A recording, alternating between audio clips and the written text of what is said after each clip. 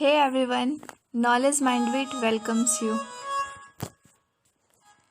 Apple company के top high brand बनने तक के सफ़र में इस हाफ इटन एप्पल का क्या रोल था और क्या हाफ इटन एप्पल ही कंपनी का रियल लोगो है। तो आइए इन फ़ोन्स, लैपटॉप्स और भी अदर डिवाइसेस पे जो लोगो है उसकी बात करें। 1985 में स्टीव जॉब्स को 30 साल की उम्र में अपनी ही स्टार्ट की हुई कंपनी से अचानक निकाले जाने के बाद उनकी ज़िंदगी बिल्कुल तहस नहस हो गई थी। फिर 3 साल तक अलग अलग स्टार्टअप्स किए, किसी में प्रॉफिट तो किसी में लॉस की जर्नी चलती रही। कुछ सालों बाद उन्होंने अपनी इम्पोर्टेंस फिर से एप्पल के मेंबर्स को साबित की। 1997 में एप्पल को हुए एक बड़े लॉस के बाद स्टीव जॉब्स ने एप्पल को फिर से ज्वाइन किया और 1998 में जॉब्स ने एप्पल को प्रॉफिटेबल बनाया, जिसके लिए उनको उस वक्त माइक्रोसॉफ्ट की हेल्प लेनी पड़ी थी।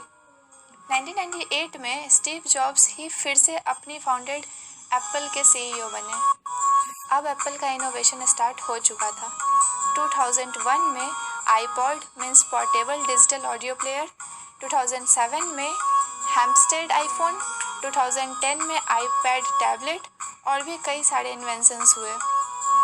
ये तो थी एप्पल कंपनी और स्टीव जॉब्स की journey. But was the half-eaten apple real logo of the company? Nope, that's wrong. Half-eaten apple was not the original logo of this company. Yes.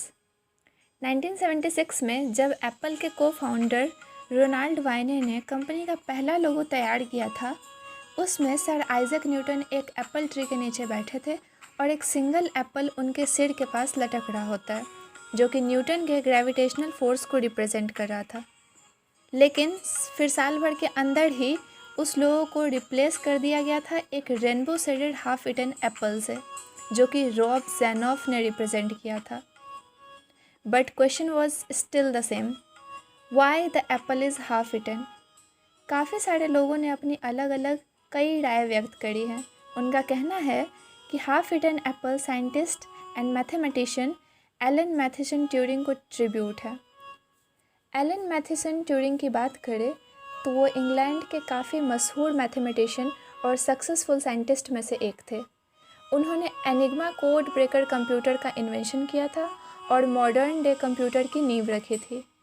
Alan Turing ने world war second में भी code breaking की मदद से अहम भूमिका निभाई थी, जिसके लिए वॉर एंडिंग के बाद उनकी काफ़ी सराहना हुई थी।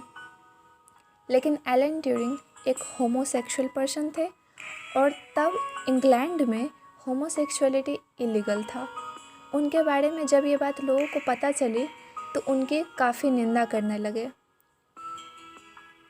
अपनी इन्वेंशन के दशकों बाद साइंटिफिक वर्ल्ड में भी काफ़ी योगदान देने के बाद भी वो हमेशा लोगों के लिए सब्जेक्ट ऑफ ह्यूमिलिएशन थे।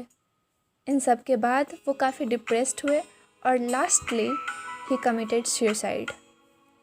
उन्होंने एक एप्पल को साइनाइड से लेस्ट किया और उसे खाते ही उनकी जान चली गई। ऐसी कई मान्यताएं हैं कि एप्पल का लोगो इन्हीं पार्टिकुलर इंसिडेंट को दर्शाता है।